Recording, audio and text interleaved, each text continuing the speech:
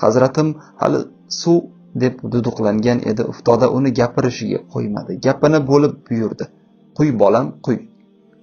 Mahmud afandi titrab turgan qo'llari bilan obdastani bag'ridan chiqardi. U muzdek suvni shayxining qo'liga quyishni istamas, ammo uning so'zini ham yerda qoldira olmas edi. Unga qarshi chiqishga botina olmas edi. Yurak bag'ri pora bo'lib nima qilishni bilmay qoldi. Nafasi to'xtab qolgandek, yuragi esa qinidan chiqqudek gursillab urar, go'yo uchib ketmoqchidek tipirchilar edi. Suvni quysang-chi bolam, dedi uftoda yana bir marta. Mahmud Xudoyi qaltirab, titrab obdastani erining qo'liga yaqinlashtirdi. Ko'zlarini yumib nafasining ichiga yutdi. So'ng obdastaning jo'mragini ustozining qo'liga to'g'rilab biroz engashtirdi. Suv obdastaning jo'mragidan chiqib ustozining kaftiga oqqan sari Mahmud afandining joni chiqib ketayotgandek edi. Axir hozir obdastadan shayxining qo'llariga muzdek suv oqadi.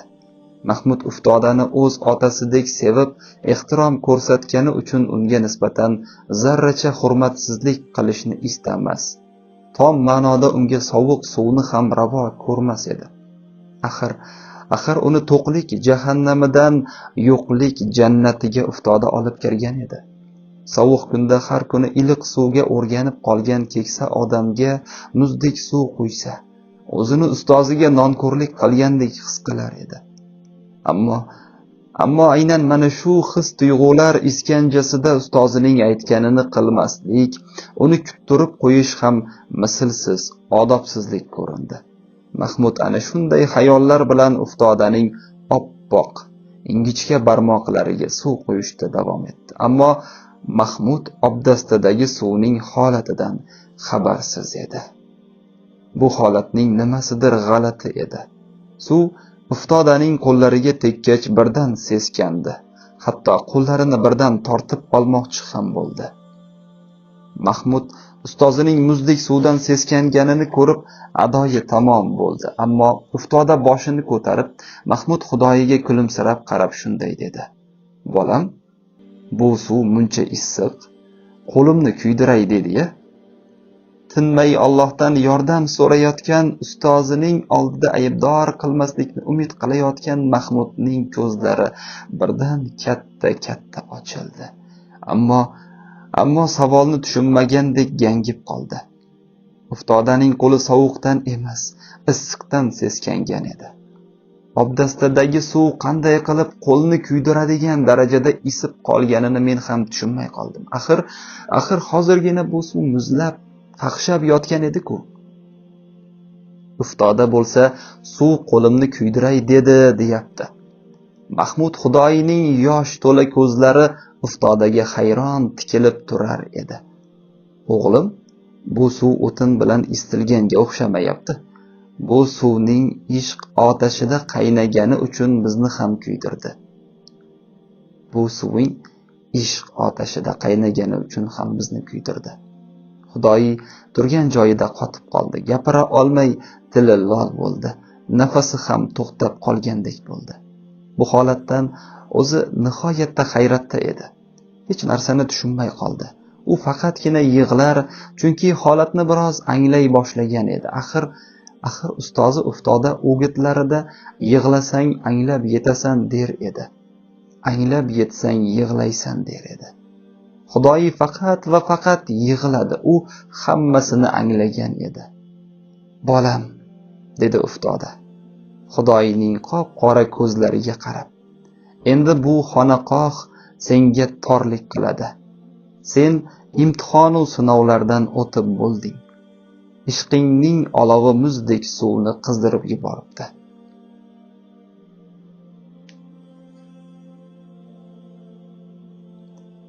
Bursa, 1580-yil. Mahmud Xudoyi. Butun dunyo bizning xonaqohimizdir. Olislarda seni kutayotganlar bor.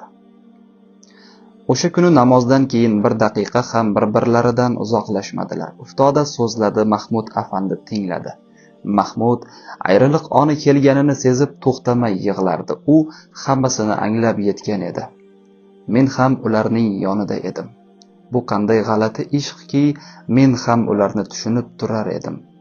Axir men nafs edim-ku. Insonni yo'ldan ozdirib, qing'ir ishlariga sherik qiluvchi nafs edim. Hamma narsaga guvoh bo'lib, ularning eng yaqinida bo'lsam ham tildan qolgan soqovdek edim. Lom-lim deya olmadim. Menga nimadir bo'layotgan edi.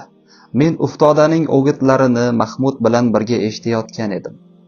Bu ikki ulug' zot o'rtasidagi go'zal suhbatga hayronlik bilan termulib qolgan edim. Uftoda har bir jumlaning oxirini ayriliq, vidolashish kabi kalomlar bilan muhrladi. Xudoyi ham ayriliq bilan bog'liq so'zlarni har eshitganida jonini berib o'lib tirilgandek bo'ldi. O'zini to'xtata olmay ho'ng-ho'ng yig'ladi. Nihoyat Uftoda oppoq ingichka barmoqlari bilan Xudoyining titrayotgan qo'llarini tutdi. Bolam, sen 3 yildek qisqa muddat ichida ancha masofani bosib o'tding. Bu hazil ish emas. Kim Allohga do'st bo'lmoqchi bo'lsa, u zot uning yori, habibi bo'ladi. Sen bu yo'lga kirish uchun butun dunyodan voz kechding. Nafsingning shivir-shivirlarini eshitsang ham unga aslo quloq solmading.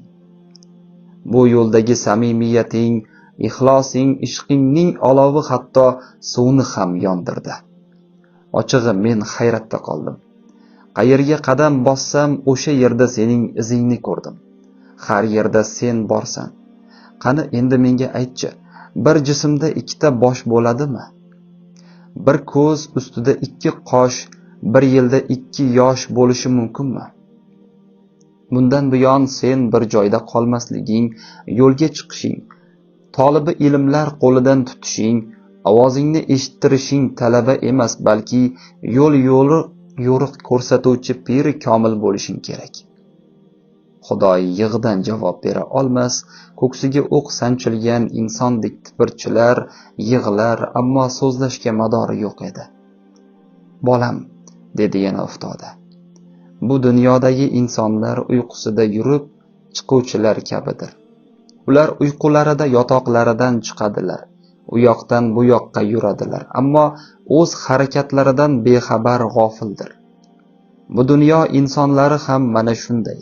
Qachonki oyog'iga biror narsa botib, boshini biror joyga urib olsagina uyqusidan uyg'onadi. Qayerga kelib qolganini o'shandagina payqaydi. Sen ham shunday eding, Mahmud. Shon, shuhrat, mol dunyodan mast alast eding.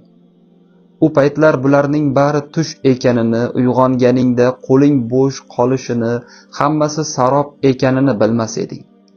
Men seni o'ziga kelsin deb oyog'ingga salgina turtib qo'ydim xolos. Tush ekanini anglab yetsin deb uyqudan uyg'otdim. Dunyo ishlaridan qanchalik uzoqlashsang, Allohga shuncha yaqinlashasan. Dunyoga, nafsiga muhabbat qo'ygan odam aslo Allohni sevaman deb iddao qila ko'rmasin. Bu qip-qizil yolg'on bo'ladi yoki o'zini aldagan sanaladi.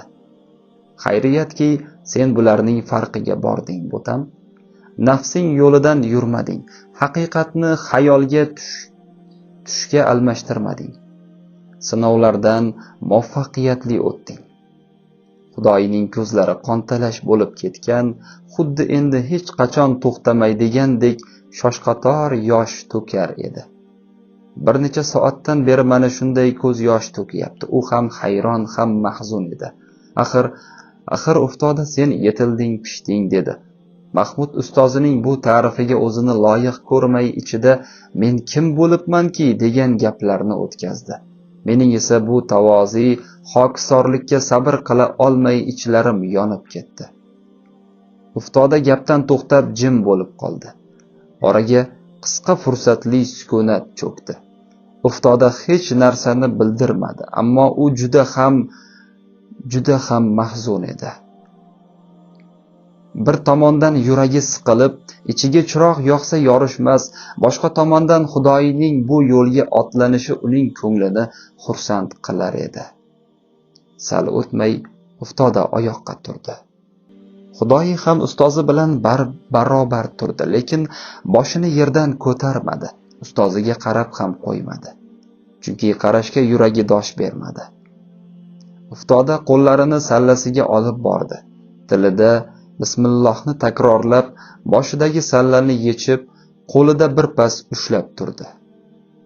Duo qilishda davom etdi. Lablari titradi, so'ngra sallani Xudoyining boshiga qo'ndirib, titroq ovozlari bilan shunday dedi: "O'g'lim, endi yo'lga otlanish vaqting keldi. Safaring qaridi. Ona yurting Savrixsorga borib, u yerda o'z xonaqohingni qurgin. Qalbingdagilarni xalqqa ulashgin. Haqni tushuntirib, ularning ko'nglini ol. Sen qalbingni Alloh sevgisi bilan to'ldirding. Ishq diyoriga yalangoyoq kirding. Ularga ham ishq eshigi barcha uchun birdek ochiq ekanini tushuntir. Nafsning oyoq qo'lini qanday bog'laganingni, burnini yerga qanday ishqaganingni so'zlab ber. Bu o'tkinchi dunyoning tush ekanini, eng katta dushmanimiz nafs ekanini eslat. Yaxshi yomon kunda ham, to'qchiligu yo'qchilikda ham, qiyinchiligu farovon kunda ham rizq beruvchi faqatgina Alloh ekanini anglat. Yo'qchilikning ham, to'qchilikning ham Robbi Allohdir. Dardning ham, muhabbatning ham parvardigori u zotdir. Odamzod ega bo'lgan biror narsa yo'qki, u nihoyatda ojizdir, notavondir. Bularning barini Savrixsordagilarga tushuntirib ber. Shunday anglatginki, yig'lay olsinlar. Shunday anglatginki, Allohni tanisinlar. Uftodaning hamon qo'llari qaltirab, ovozi titrab turardi. Xudoyi egib turgan boshini birdan ko'tarib ustozining qo'llariga egildi. Endi uning yig'isi oddiy yig'i emas, balki sel yomg'iri edi. U uftodaning qo'llaridan o'pdi, ammo gapirishga o'zida zo'rg'a kuch topdi. "Hazratim, buni men qilmadim. O'sha suvni men kuydirmadim. Men qaynatmadim. Men faqat uni biroz isitmoqchi edim. Sizni sovuq suvda tahorat qilmasin degandim, xolos. Mening aybim yo'q. Men hali pishib yetilmadim. Iltimos, men ketmayin. Yolvoraman, meni bu yerdan jo'natmang. Siz nima qilaman axir? Yana o'sha nafsimning girdobiga tushib, qo'lida azob chekaman-ku. U meni yana yo'ldan ozdiradi, o'z yo'liga burib oladi. Iltimos, meni bu yerdan haydamang." Xudoyi birinchi marta ustozining bir so'zini ikki qilayotgan, unga quloq solmayotgan edi. Ammo hammasidan ham men o'zimga hayron bo'ldim, g'azablandim, o'z yog'imda qovrildim. Darhaqiqat, oyoq qo'lim bog'landi. Bular qanday insonlarki, ularga kuchim yetmasa, shu paytgacha anglab yeta olmayapman. Ular meni ham o'zlariga o'xshatib qo'yishdi. Endi ularga qarshilik qila olmayapman. Uftoda Xudoyining zafaronga aylangan sariq yuziga jilmayib kena boqdi. Uning ko'z qorachiqlari kattalashgan, yig'idan qizarib ketgan edi. "Xudoyi, o'g'lim, sen o'zingga juda past baho berib yuboryapsan. O'zingni tanimayapsan. Senda samimiyat bor, tavozi bor, senda ishq bor. Uning harorati ko'zlaringda ko'rinib turibdi. Yana nafsing qo'liga tushishdan hadiksirayapsan, qo'rqyapsan. To'g'ri, bundan qo'rqish kerak, lekin shuni ham bilginki, sen nafsingning oyoq qo'lini allaqachon sindirib bo'lding. U sening yoningga yo'lashga ham qo'rqib qolgan. Shunday ekan, yo'lingdan qolma, bora qol, o'g'lim." Hazratim, o'tinib so'rayman. Meni huzuringizdan quvmang. Siz qandoq qilaman? "Bolam, Xudoyi, bizning huzurimiz yo'qlik diyori.